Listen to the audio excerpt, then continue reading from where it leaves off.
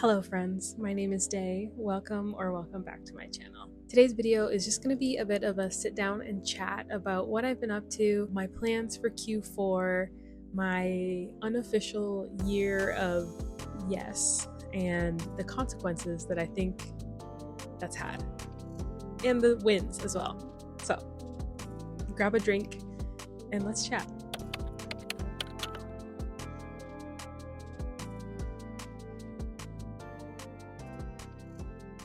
So, as you will know from the videos on my channel, I have been working on a mafia romance. It's my first ever mafia romance. I did write one sci-fi romance previously that I really love and I would love to return to one day down the line, but this is really my first experience writing a romance novel that I have intention to publish, and I've been really loving it, but also it's been a process. The draft feels like it's taking a very long time. I'm still not done as of filming this video, but I'm very close. Like in the last probably 4 chapters, I believe I only have 2 chapters left of the main story, and then I would like to write 2 epilogues.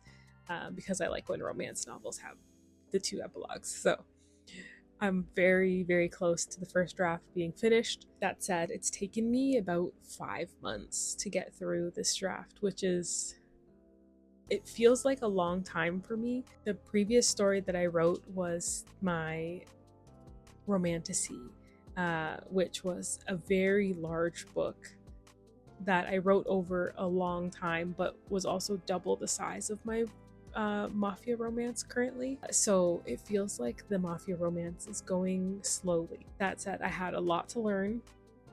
Like I said, I've never really written a romance in this way with the intention to be published, understanding tropes and things like that, but it's just felt long. The draft needs work. I have written it so that there's basically 3 versions of this story in one draft. With the final version at the end being the correct one. That means that draft 1 is a mess and overly long, but hopefully draft 2 I can clean it up and cut it down significantly and it'll be all good. So that's the mafia romance. I'm really excited for it, and I'm starting to get excited for the other stories. I have a lot of ideas for characters in this world, but also characters in adjacent series that I would like to write. So there's lots of excitement there. I just need to finish this book first. For planning out Q4, I have been using Sarah Cannon's HB90 method. I will link Sarah down below. The HB90 method is a course that she runs quarterly, and it helps you plan your quarters. I think it is very helpful, but that said, I do not get into the minutia of the method. I find that the deeper in I get, the more stressed I get. I really like the way this method forces you to look ahead at your quarter, and it makes you look at the time that you have, the time that you've allotted to other things already, and makes you pick realistic goals and uses of your time. However, I really find, I've tried several times, I just find the individual like task blocking when I'm doing something big like writing a novel is not helpful for me, because if I get behind, then I want to quit the whole thing. So that works for some people.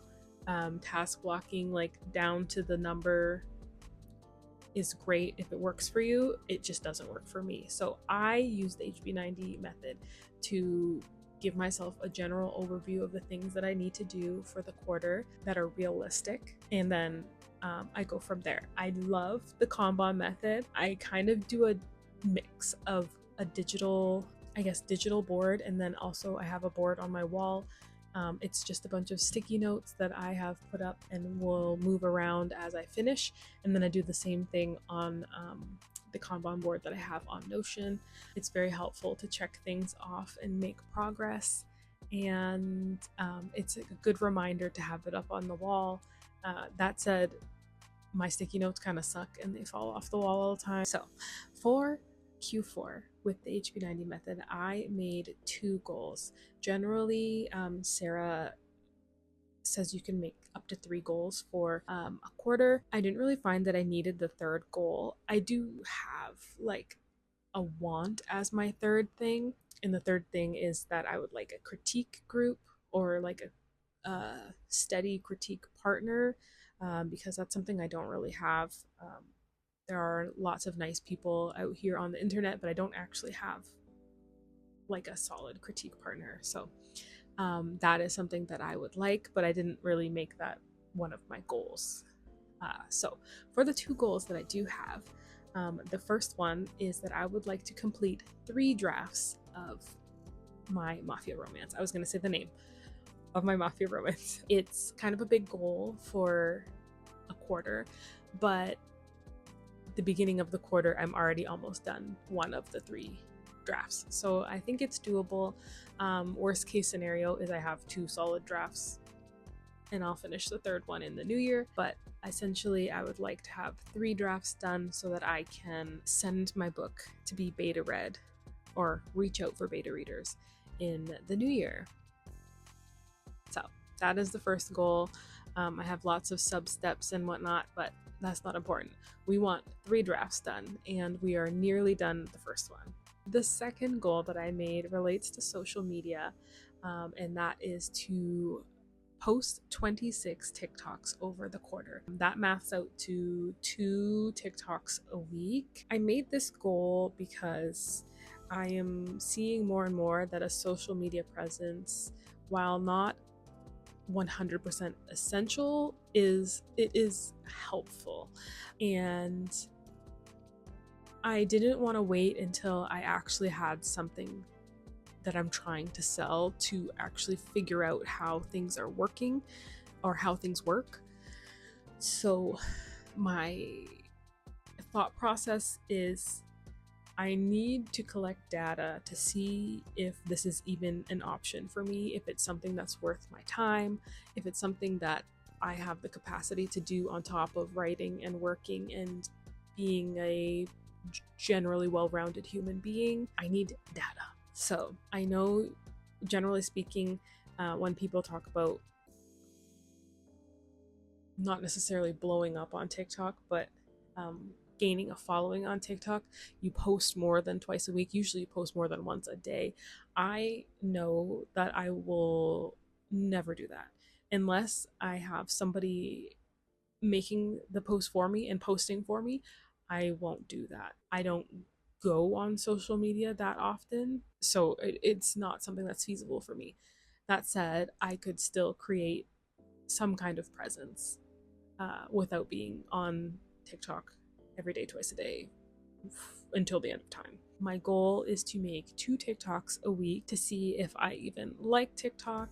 I know in the romance space, and especially the dark romance space, there is a lot of presence of authors on TikTok, so hopefully that will work out for me in the end. But if not, that's okay.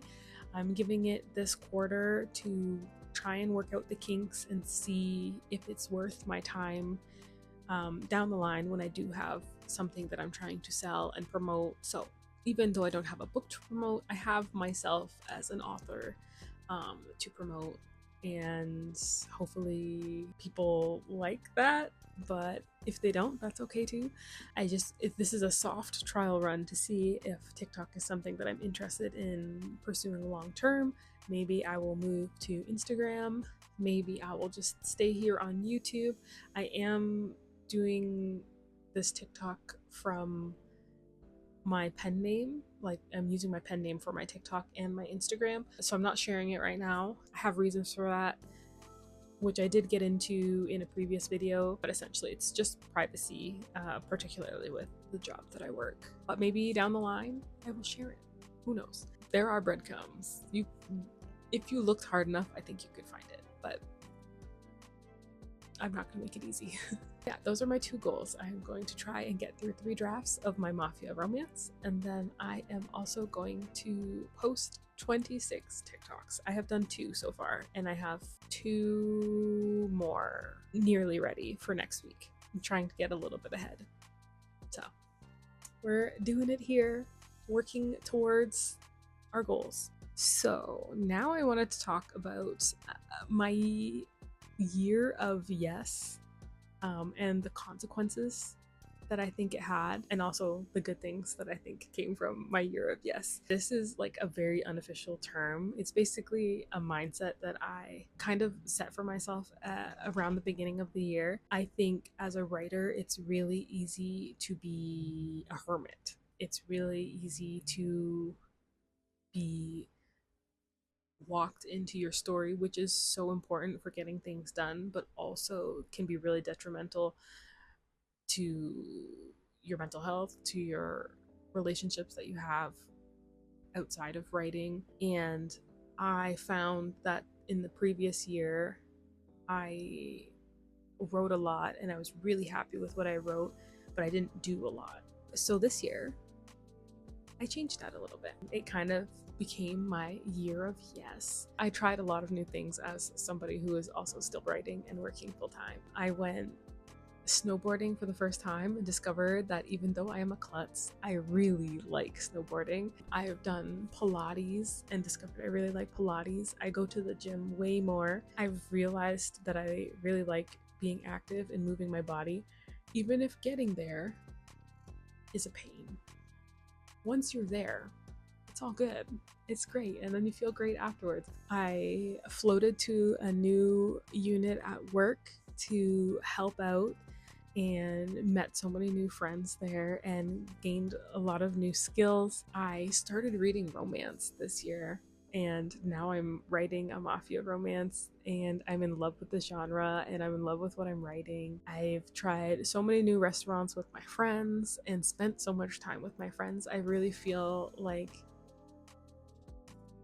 these are my best friends, and it's real this year that these are my best friends and I love these people and I love spending time with them, and I'm making time to spend time with them, and that's a good thing. One other thing that I will be starting actually tomorrow, after filming this video, not tomorrow when this is posted, when I'm filming on October 6th, which is my birthday, I'm starting a ballet class for adults, which I'm really excited for and really nervous for, but I think it's gonna be so much fun and something that I wanted to do when I was a kid, but I couldn't. Now I have the ability to live out one of my childhood dreams and try out ballet.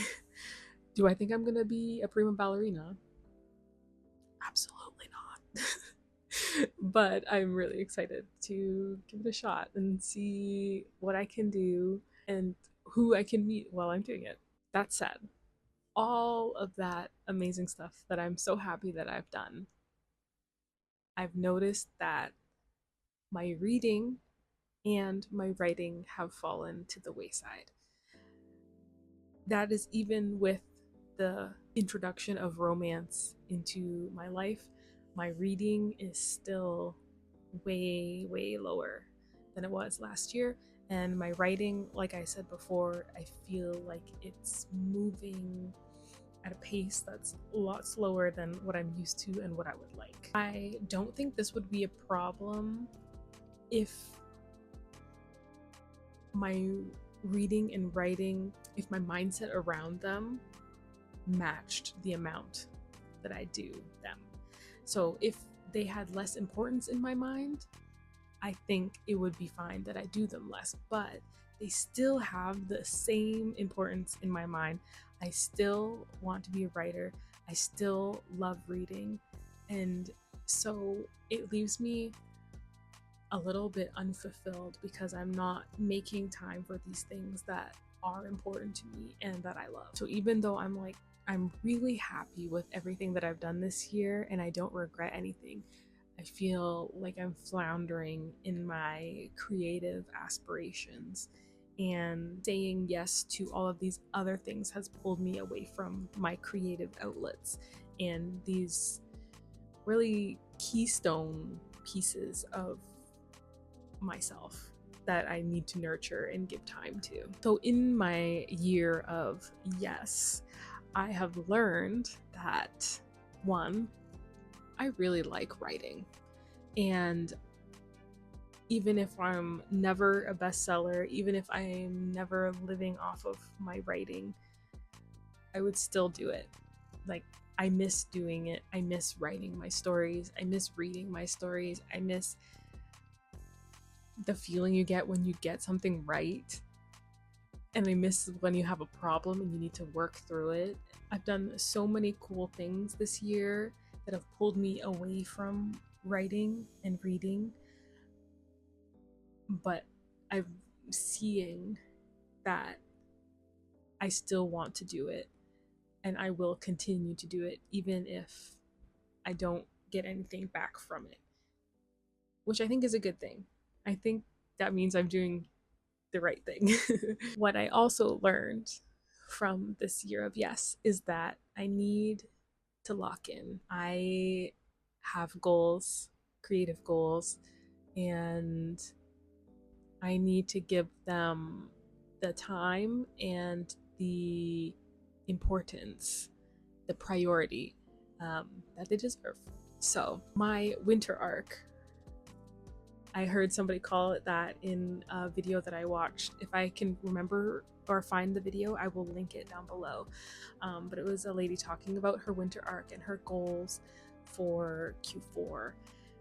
And I'm taking mine a little bit further. I have my Q4 goals, but I have a goal that I'm going to take into next year. And that is kind of obviously that I want to publish my first novel. Like I said, tomorrow is my 29th birthday, October 6th. And I find it's very easy, especially on the internet, to feel like you're falling behind, that you're seeing everything that people are posting, everything people are publishing, the progress that's being made around you.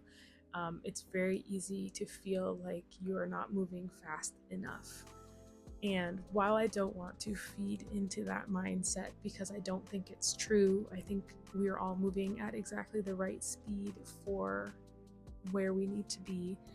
I also know that I am not putting the effort in that I need to get where I want to be. So my goal is, before I turn 30 next year, October 2026, I would like to publish my first book.